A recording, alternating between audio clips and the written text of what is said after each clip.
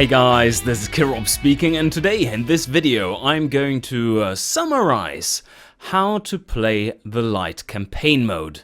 Give you a few hints, explain a few of the controls, the UI, which is a bit clunky still, and just get you ready to play for yourself with the public release of the Lite Campaign V2. First up, just like when you start the Lite Campaign mode, is a disclaimer. The Lite Campaign mode is not really representative of what the Grand Campaign will be like. There are loads of features missing, and this is our testing ground for the core mechanics of the game. Many of them will be completely rewritten with the Unreal 4 version of the game, which is coming up in the next big update. But that aside, let us take a look at the Lite Campaign setup screen. First of all, you want to choose a region. The regions come with different tastes for cars and different sizes. Take a look at the average market size. This is the economic strength indicator. Gazmir goes between 0.5 and 1, while Arjana starts out at only 0.1 strength, with a different taste for cars also, but ends up at 0.6 strength, while Florinia goes between 0.2 and 0.5. Keep that in mind for what kind of car manufacturer you want to make, as well as keeping in mind the different tastes for cars. Also important to note is that you will have different regions available during the campaign. From Arjana, Florinia unlocks very soon, just like Arjana unlocks from Florinia very soon. Gazmir and Arjana only unlock in 1990, so there's a longer wait time for the new market to appear. The easiest starting region certainly will be Gazmir. It is the least specialized and features the largest markets, which means that also niche markets will have a reasonable size unless they are in the disliked car types. Don't forget to choose a company name, because otherwise your high score listing at the end of your hopefully successful first game will be in the name of company name instead of your proper company. You can also choose your starting year, where later starting years are more difficult because everything is more expensive and engineering times on average without engineering familiarity in parts is longer. You will have an easier time of making good cars. It's much harder to make a good car which handles good in the earlier years. But I still would recommend to start out early for new players, because there's less choice, and with less choice comes less confusion. Your company tech is a measure of how much tech pool your company has fixed. A top-end tech pool of 4 would mean that you have 4 tech pool available on the top-end tab in your engine designer whenever you design an engine. That gives you either a higher quality for the part you have been choosing, or it allows you to unlock future tech. Or, as an alternative, just leave the tech pool as is, not amping up the quality, and thus gain an advantage in engineering time for this component. The more tech pool you choose, the lower the overall difficulty will be, because your competitors have been all designed with 0 tech pool in mind. A very simplified team mechanic is already in the game, where you can choose from a list of engineers which are specialized in various things. Currently, in the simplified implementation of engineers, the only thing that they are really doing is to lower your overall engineering time for the sections you have them specialized in.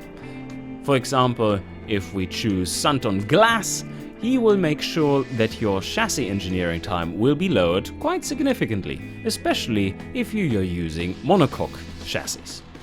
The total sum of points may not go beyond 140 for company tech plus your team value, where 140 points makes for a very easy game. Then you go on to choose your starting cash. Make sure for a first game to have an adequate amount, and I would recommend going for 1 billion at the start. Just leave these sliders alone for the moment. And why is that, you ask? Well, that is because you can change them once you have designed your first car. The difficulty is designated by a difficulty score multiplier and the difficulty label. This, for instance, would be classified as a medium difficulty game, and if you're an experienced automation player, I certainly would go for a hard game. If you're an expert, true expert, then sure, go with a factor beyond 2, you are playing on insane difficulty. If you are new to the game, have not had a lot of experience with building engines and cars and catering to different markets in the game, then yeah, why not go for an easy game or even a casual game just to get the ropes. Once you have everything set up and started the game, you get onto this screen, which looks a little bit all over the place, but it is not quite as bad as it seems once you see where things are. You are currently, even though it's not marked, on the production screen. This lists all your different productions. Currently you have none because you just started the game. You may already have an idea for what kind of car you want to build.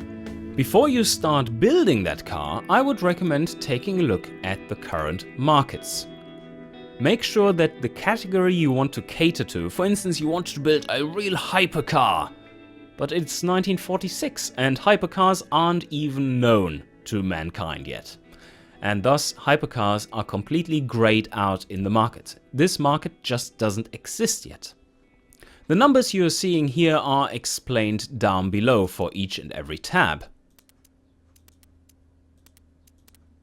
On the market tab, you see the overall monthly size of the market.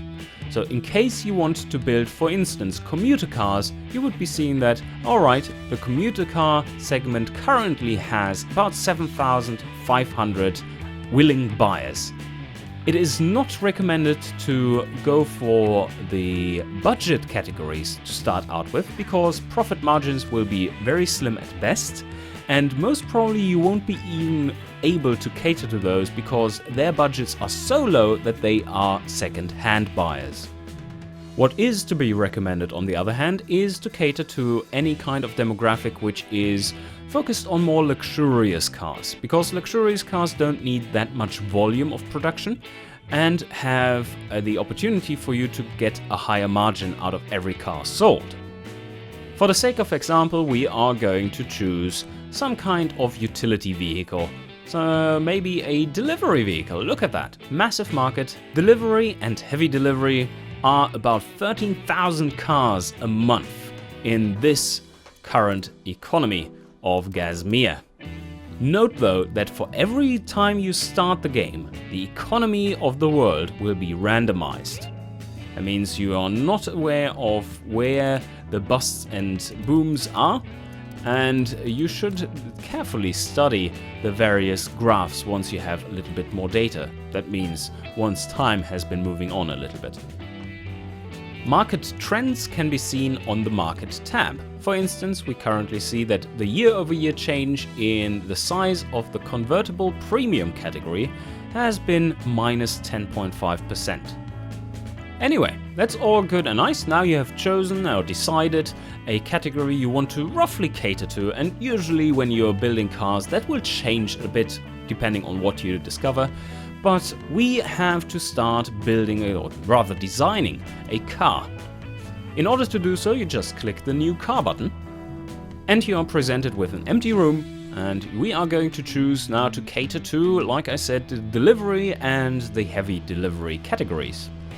I'm going to choose this body for that purpose.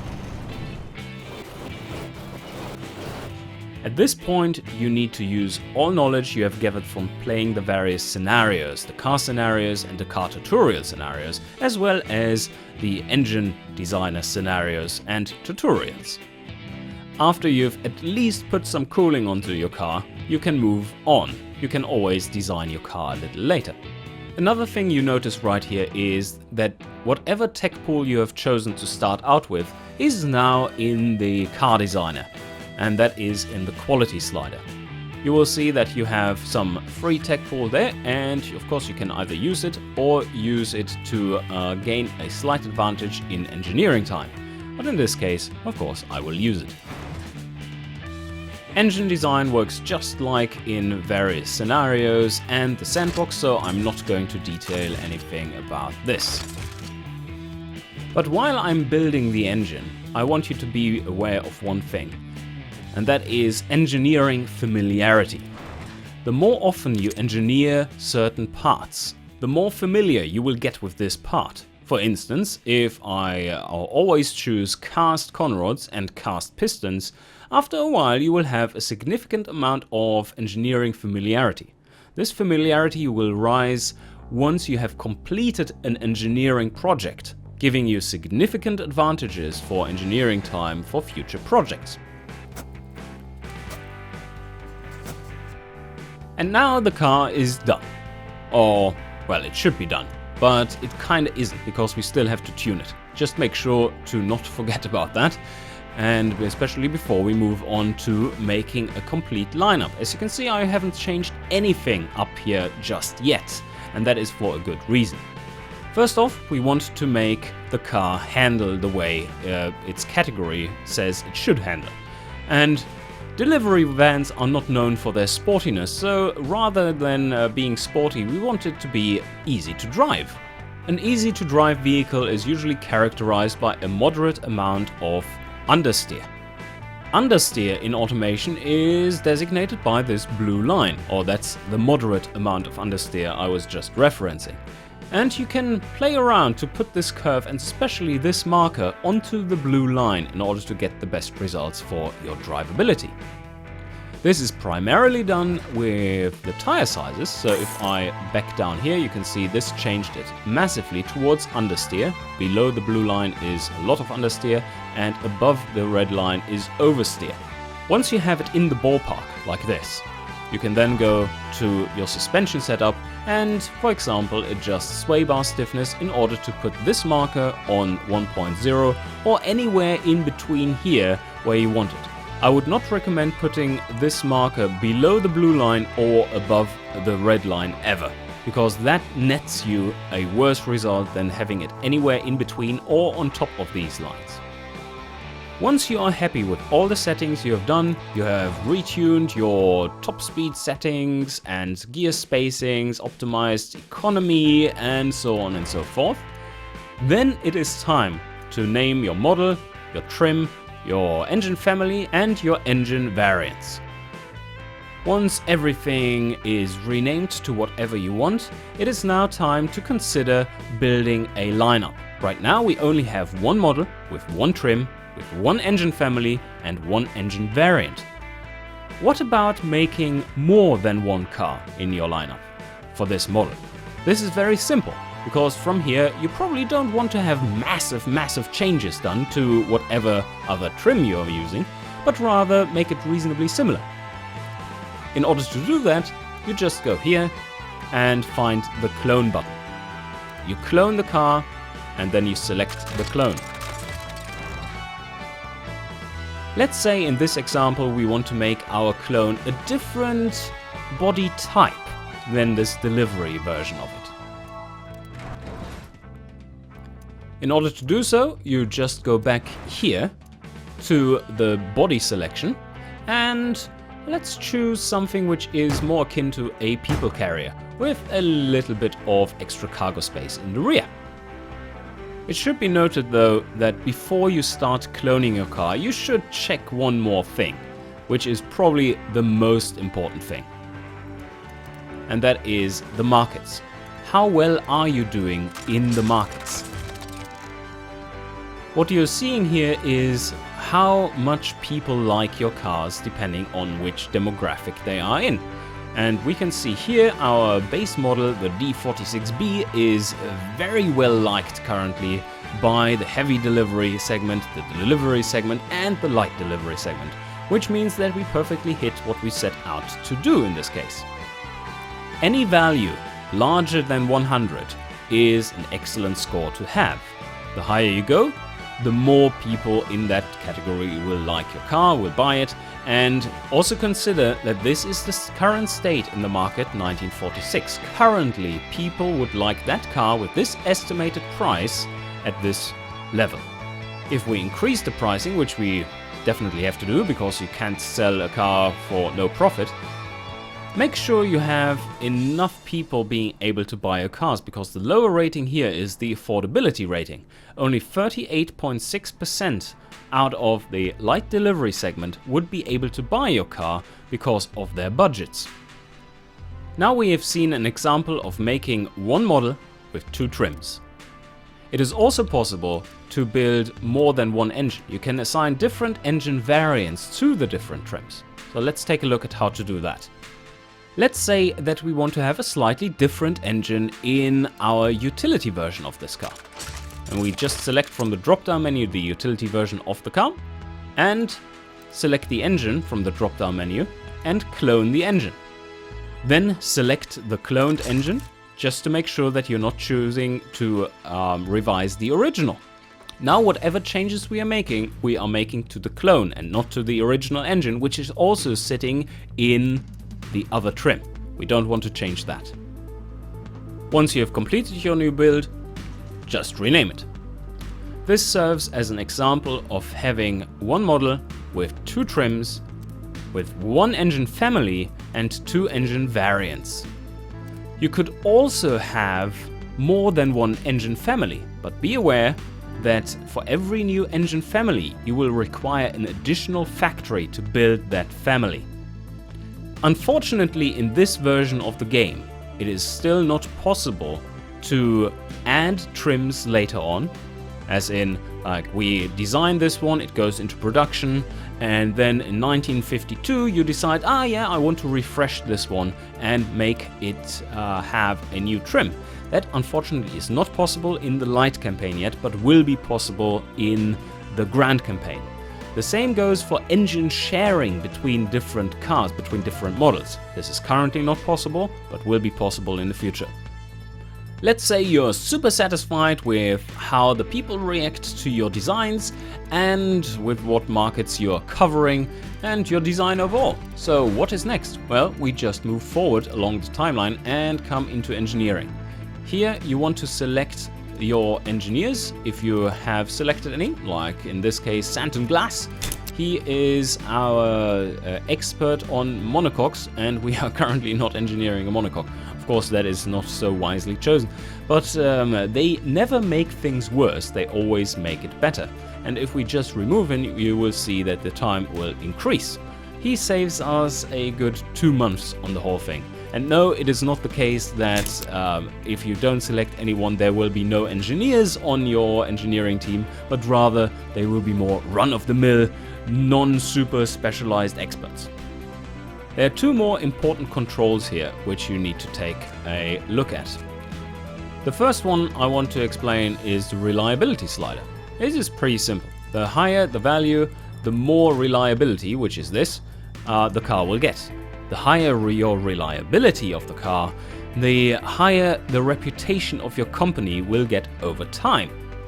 Then, of course, also there's the funding slider, which is just as simple. It is either more money and less time, or less money and more time. Then you do the exact same thing for the engine. And here it shows your car engineering time so that you can keep track of how long things are taking. You might want to synchronize them so that they finish at the same time and can go into production straight away. At this point, we arrive at the factory plot setup screen and manager. In this case, we have no current ongoing productions. If we had one with like an engine factory and a car factory which produce one model and one engine family, then it would be in this list here and we would be able to assign it to the current production. In this case, we don't have that luxury and have to buy new plots. You select what plot you want to build or what factory you want to build, and in this case it would be the type or car factory. And in the region of Gazmir, in this case, this is the only region currently unlocked, and we want to build it on a medium plot size.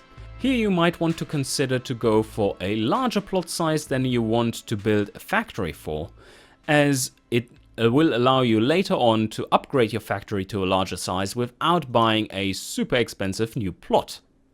Then you just click the buy button and now you see, the car factory has now everything it needs to be constructed. You click on your engine slot here, and we also go for a large plot, but we will build a medium factory on top of it. Now everything is green and we can move on. And this is the factory builder. And now you can choose what factory size you want with the different sub-levels. Let's say I want to build a medium to car factory.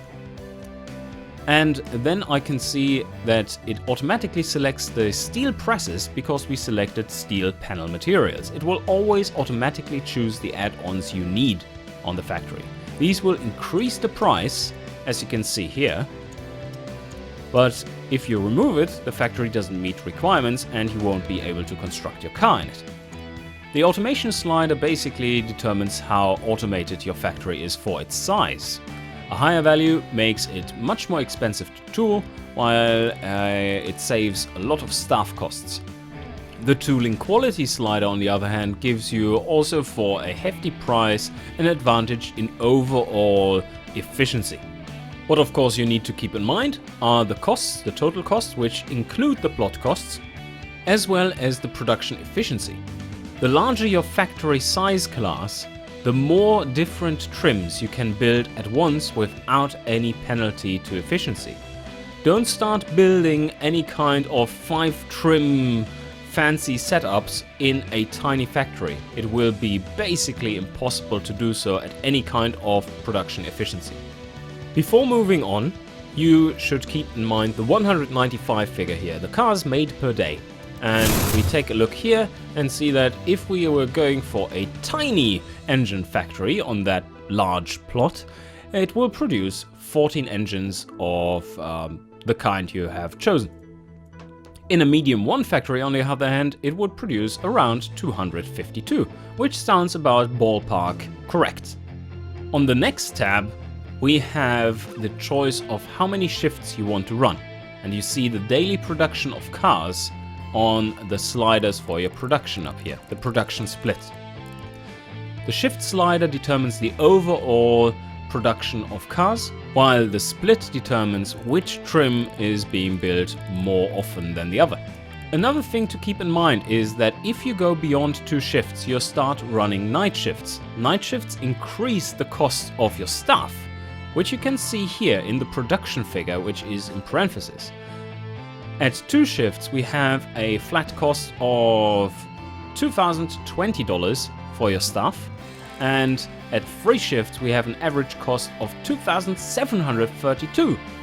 So increasing this slider does come at a cost and makes it overall less efficient. Better scale your factories accordingly.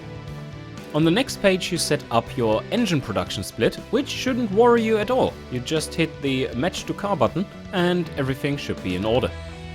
From there, we move on to the markets tab. This is the markets tab, which includes all the various costs to your car and its production.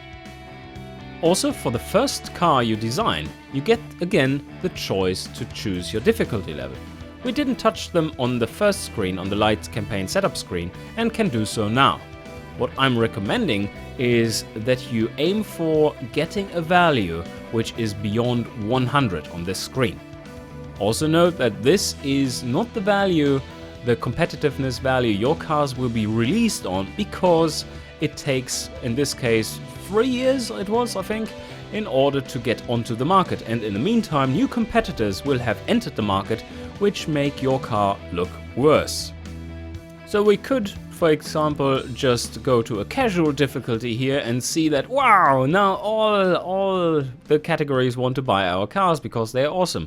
This wouldn't make for a very enjoyable game for someone who can build cars like I do here in this case.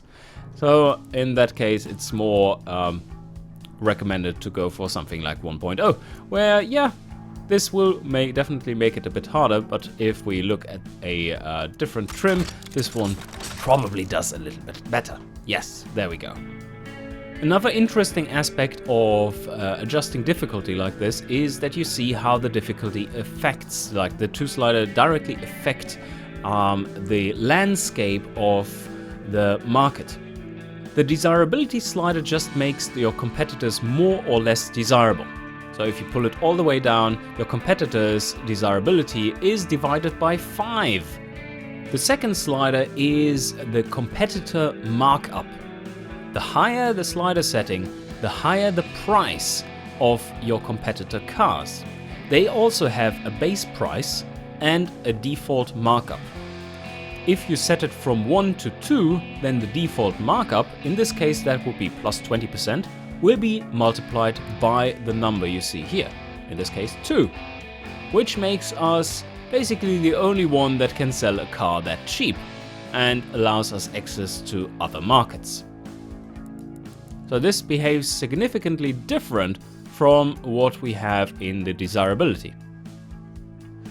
In this next window you set up your distribution, and you can again adjust and fine-tune your production. Whatever you change here, the engine production will be automatically matched so that you don't over or underproduce engines. Also, you can change your markups to make a little bit more of a margin, or to adjust cars that just don't want to sell quite enough. An important aspect is this figure right here, demand versus production. In this case, we see that about twice as many cars are currently demanded than you can produce.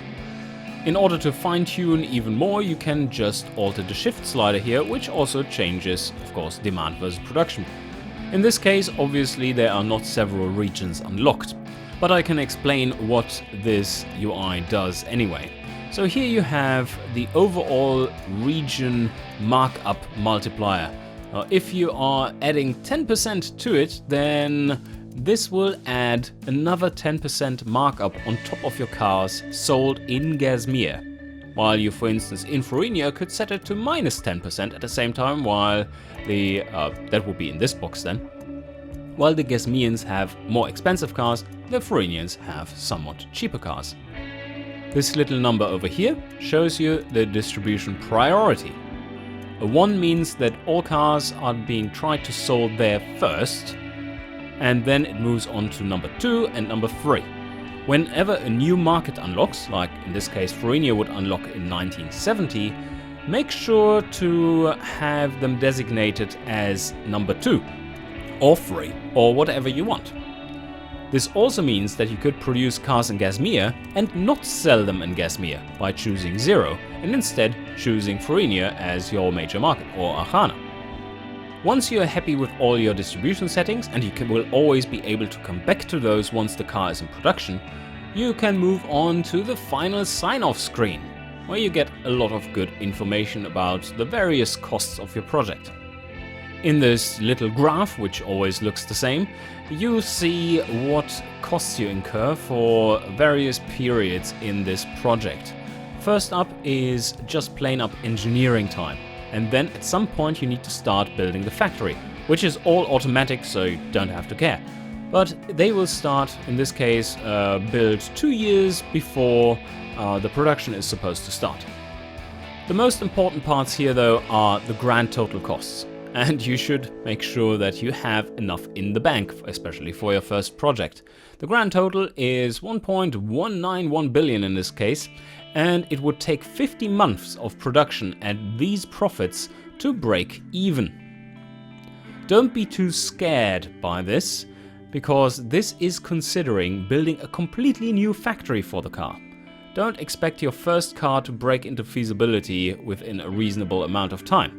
Whenever you're retooling the factory to build another car later on, by assigning it from the existing productions, as we have seen in the plot manager, then this value usually will be much lower and the project as a whole much more feasible. So once you're happy, we sign off. And if you have chosen to not invest into any R&D research right from the start, which isn't really recommended, and you have planned it such that you have enough cash in your pockets, then you will be able to skip to the production of your first car right away. So here we are in 1949 and can just get going with the car's production. It is recommended though that you, before you go into production properly like this, you again revise your car, because in these years of engineering a lot has changed, as you can see here. You may not need to produce at more than 2 shifts, and also your production split might be looking a bit bad right now. So once you have adjusted that, just exit out, either via the cross or via the arrow forward, doesn't matter, and accelerate time. And here we are with our first sales. We sold everything and made a good profit of 22 million in this case. On the finances screen, you can track your costs. And over the past years, as you see here, we had a big build-up of factory costs, and the engineering costs started right away there, remained flat. This is basically a representation of the graph you have been seeing in the sign-off screen. And now our costs are starting to skyrocket as we have started production. And if time goes on, you will see that there is our income, which is much higher than our current costs. So we are making a big profit right now. The various balances on this chart are showing you what you have invested most of your cash into. And these are considering the last 12 months, the last 36 months, the last 5 years, the last 10 years, and all time, which provides you with a reasonable overview of your company costs as a whole. This is just the same thing but expressed in percentages for your costs. Now that we are such a successful producer of utility vehicles, we can go in here into our R&D section and start investing into research. Every point you spend here will cost you a certain amount of cash. The lower the overall level, the cheaper it is. But these are the monthly costs, so keep that in mind. We are currently making a profit of 22 million a month and need to get back into profitability for that first model, so don't go overboard with your research here. Like, it gets really expensive really soon. 2 billion a month for tech level 14. And that wouldn't even really help, because tech level can only rise at a maximum of 0.08 each month. So what you really want to do is slowly build up your tech pool in various segments you want to invest into, and then step up as you reach closer and closer to your target. The more points you spend overall, the higher your monthly lab costs will be. And if you are spending a lot across the board, you will see that your monthly lab costs are actually higher than your monthly funding for the individual projects. Then we have the familiarity listing. Basically a top scoring list of all the techs you have been engineering the most. Currently, as we only have engineered one car or one project, it has basically 1 point in everything we have engineered. At the start, familiarity rises pretty quickly. But as soon as you have engineered it 5 or 6 times, it flattens out and doesn't increase much more beyond that. On the awareness tab, you see how much your market awareness in the individual demographics is growing. Sometimes it can take quite a long while to get a reputation in these markets, as there is no marketing in automation just yet. Another thing worth noting is that this save button will save the whole campaign, always, independent of where you are, and will create a new save game for you. Another important aspect which I mentioned on the sidelines is this reputation and prestige system you have on your productions tab. You can see that in Gazmir, where we are now selling our cars, we are losing prestige and we are gaining reputation. That is coming from the fact that our cars we are selling there have a really low prestige rating. That is the main car stat, prestige. The average prestige rating in Gazmir currently, or in the world currently, is 18.6. And our car, if we take a quick look, probably has quite a lot lower prestige than that. In fact, it has a prestige rating of 5.4. And that is why we are losing prestige. But we are gaining reputation because our reliability is higher than the global average. So in practice, what does this mean? Well, this is a good thing for us, actually. We don't really care about losing prestige because the buyers who are in the demographics we are catering to don't really care about prestige. And let me show you where you can find that information. If you just go into any kind of market tab which is within the car designer, you will be getting this tooltip where it states that in this case, in the heavy delivery segment, the prestige weighting is 5% and the reputation weighting is 95%. That means that they care about your prestige score to 5% while they care to 95% about your reputation score. It is completely turned on its head for very prestigious categories, like the GT Premium, which care about the prestige rating much more than the reputation weighting. What this means in practice for your overall strategy is that you don't really want to mix cars too much. You don't want to mix prestigious cars with utility cars. Because while the utility buyers certainly can appreciate the prestige, at least to a little degree, like here for 25%, your lackluster reputation will make you less competitive. And the GT Premium buyers, who love your premium cars with a high prestige rating, they will kinda hate you selling non-prestigious cars, and on a whole your company will suffer from this. You can't please everyone. I think this concludes this little tutorial. I hope you found it useful, and I hope this makes it a little bit easier for you to get into playing the Lite campaign, if you are new here especially. And yeah, that's all. Hope you enjoyed, and see you guys next time.